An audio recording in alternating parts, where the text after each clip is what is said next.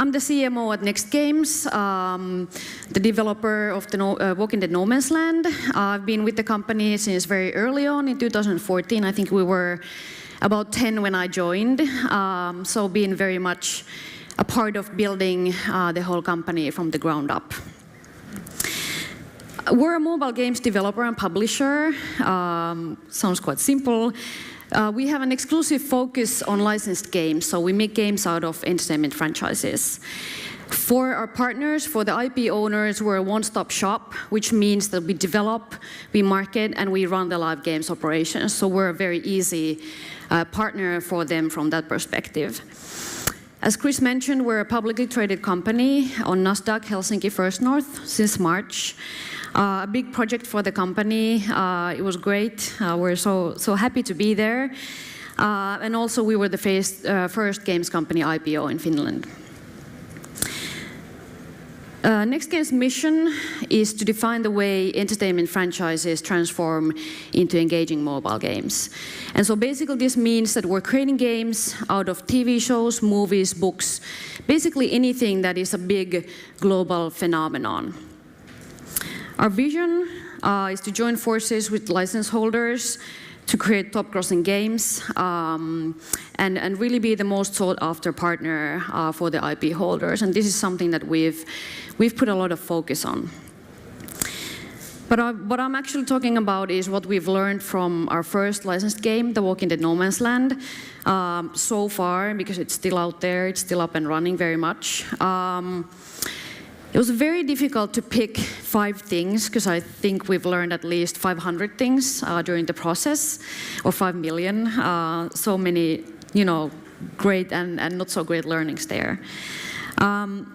But where we start from with everything, every project that we have, is we want to understand the fans, because we're working with brands who have very engaged, passionate audiences. So we have to understand who these people are so that we can create the games that resonate with them.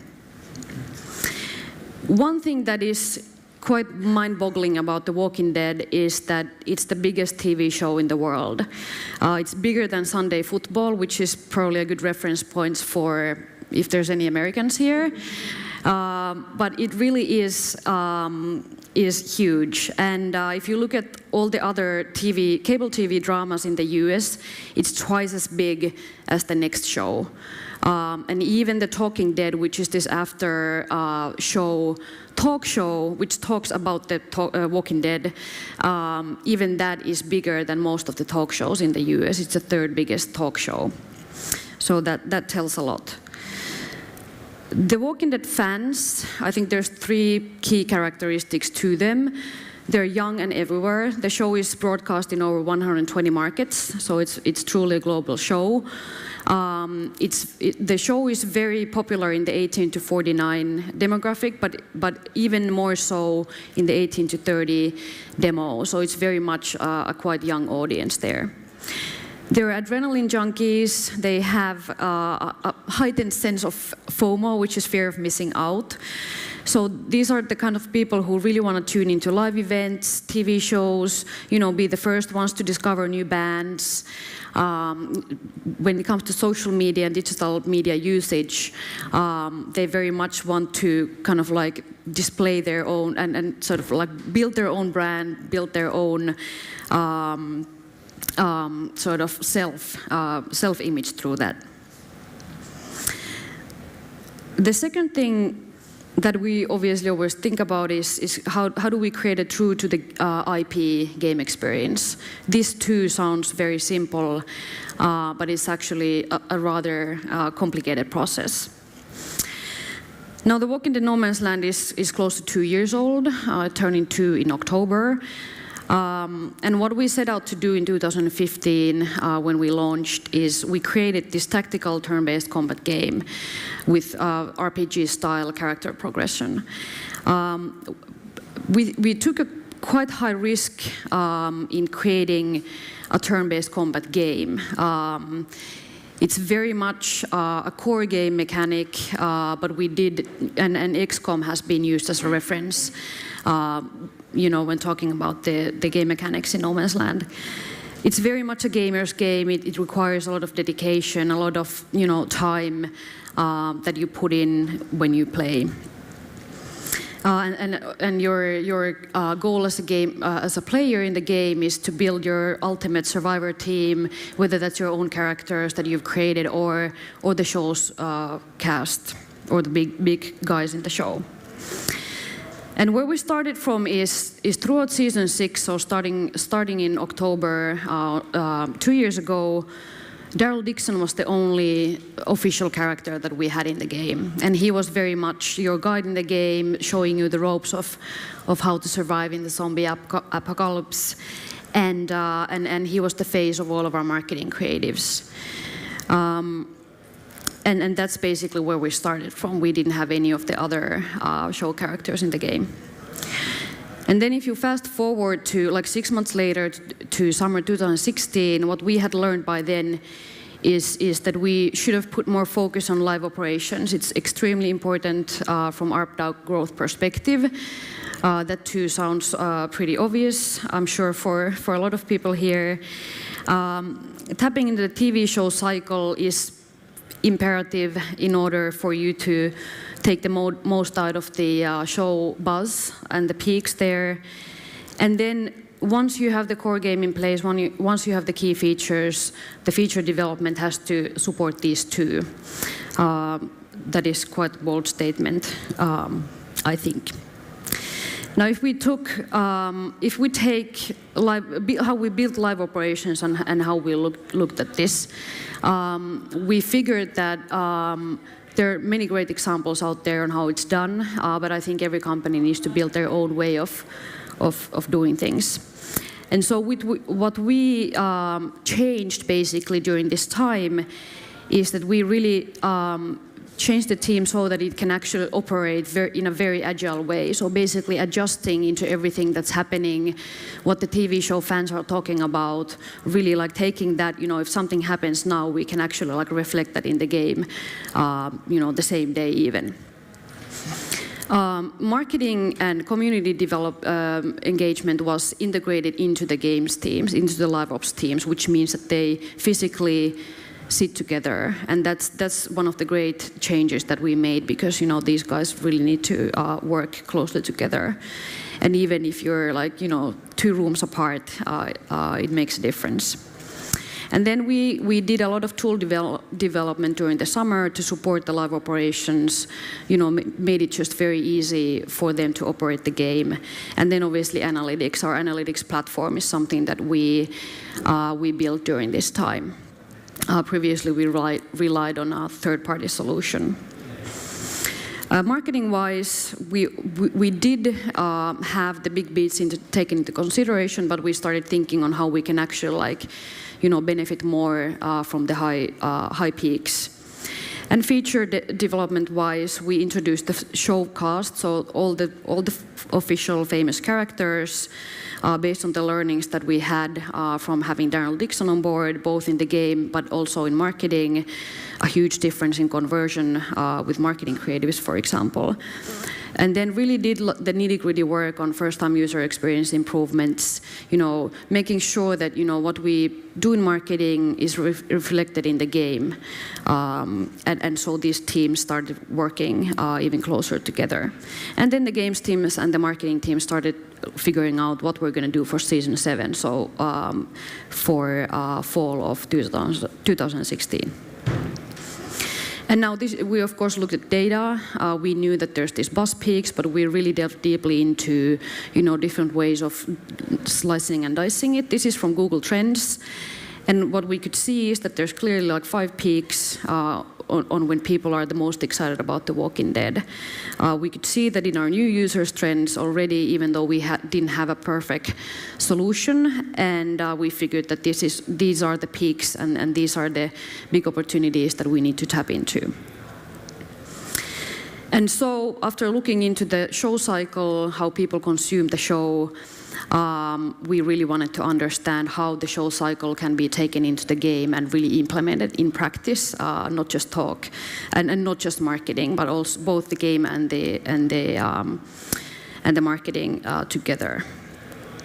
And so we created a product strategy for season 7, which was a year ago, basically timing all of our game updates, all the feature releases, content releases. It doesn't have to be an update necessarily, because we had put a lot of effort in the live tools so we could bring content without updating the SKU. And then obviously time the marketing efforts with that. So this is basically just an illustration of what we saw on the Google Trends there. So we really wanted to create something in the game that would allow the fans to relive the biggest moments of the TV show. They have a very certain cycle on how they experience the show. So we wanted to bring that into the game in different ways. We created a way for the fans to consume bonus content, because they're dying to get exclusive interviews with the show creators, behind the scenes materials.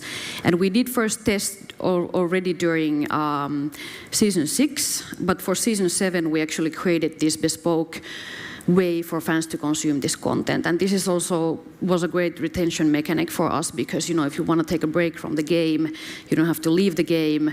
You can spend your time looking at this exclusive material, and you really get the sneak peeks of the next episodes and so forth. And so we wanted to integrate the content that we had created based on the TV show. So the way it worked is basically every Sunday when the show episode airs in the US, on Monday mornings when people wake up, they can play the adaptation from last night's episode in the game. So we would always have, we would create this framework on how we would create this content. We would have, those key locations from the TV show episodes every week. We would have a prominent character that would be in the forefront. So if there was a big scene with Daryl Dixon and Rick, for example, we would have those two guys in your exclusive season 7 team starting every Monday. We would have special weapons, cool things that you would have seen in the episodes unlocked in the game, and obviously everything that we would do in live operations, every deal, every single detail in the game would live and breathe the TV show. And so we very much focused, we had a live calendar before, but we very much focused on bringing everything together under one roof. So we would have all these events, all these unlocks, everything that happens in the game, paired with marketing, user acquisition, social media, everything. So this is a very simple version of kind of like the happenings that went on at the time, but it's actually a pretty big spreadsheet that brings together the whole company around this operation. From a marketing perspective, we've always used this multi-channel strategy, because we work with brands where I think we have a bit more freedom in taking risks with brand marketing, in quotation marks, because oftentimes brand marketing is referred to activities that cannot really be measured. I disagree with that. You can slice and dice TV advertising and actually attribute users very accurately. But we would have all of the marketing creative aligned with what's going on in the game. We would have TV ads reflect what's happening every week, so we would refresh all of our creatives. We would have influencers creating their own content throughout the season. Sniper Wolf here presenting one of the episodes. Social media activity, working very closely with AMC. User acquisition strategy build around the weekly events very much, and especially in retargeting, reflecting those limited time offers that are valid for that week only, worked very well for us. The last point that I want to make is that, and I think Lasse referred to this in his speech as well, is that the game developer and the IP owner need to be one team, and this doesn't mean only that approval processes are smooth and so forth. You really need to the IP owner really needs to feel that you're there with them, because that way you get the best marketing support. They bring their ideas to you, which is great, by the way. I think oftentimes game developers tend to feel that we don't want to have external influence on our game, and I think we feel that is not the right way to go about it, because these people know their fans and their audience, and they have access to the channels where they are. So investing into the relationship is very important, and we go to lengths in bringing these guys on board through the good times and the bad, because there's both along the way. Here we are, me and one of our game designers, kicking AMC executives' ass in Swamp Soccer. They lost, by the way. That's maybe the bad times, I guess, for them. And then, the other picture is from us together receiving the Webby Award this spring. So we really want to take them on board into everything we do, and we don't want to shut them out from anything. That's the only way you can get the best results. So the 5 things: understand the fans, pretty obvious, but it's super, super important, and we spend a lot of time getting that understanding before we even start the game development. Creating a compelling through to the IP game experience. That also requires quite a bit of background work. Live operations, crucial that it works, and it's crucial that it's marketing, support, game developers together, and that these teams don't work in isolation. Understanding the show cycle, both in terms of game development, and also marketing, and really making these people who work on this together to gel. And then making sure that you're one team with the IP owner. And with all these learnings and the 445 others, we're working on the Blade Runner game based on the Blade Runner franchise and the upcoming movie with Alcan Entertainment, and then The Walking Dead Our World, which is the location-based AR game. We also have a third project, which is still unannounced. Thank you. Thank you very much. That was fantastic. Very exciting. I'm very excited about the Blade Runner game. So, does anybody have a quick question? Come on, one. Oh, there is one. We're going to get a question. I knew I'd get one for the morning. Thank you for the wonderful presentation. Have you had a chance to work with Kirkman, actually? Kirkman? Yeah, himself. Oh, right. So there's basically, this copyright business is complicated, but there's 2 licenses that are based on The Walking Dead. There's the comics, and then there's the TV show, and we work on the TV show side. We do work with creatives. We've been on the set. We've been discussing things ranging from, what happens, like how does the blood pressure work with walkers? Do they have blood pressure? Because, our animators needed to know in order to animate, the blood coming out of their heads when you kill them. With Kirkman, very important, the blood pressure. It is. Exactly right. It's a very important detail. But, with a lot of the others, for sure. Thank you. Cool. Thank you very much, Nis. Another big round of applause, please, for Saara. Thank you.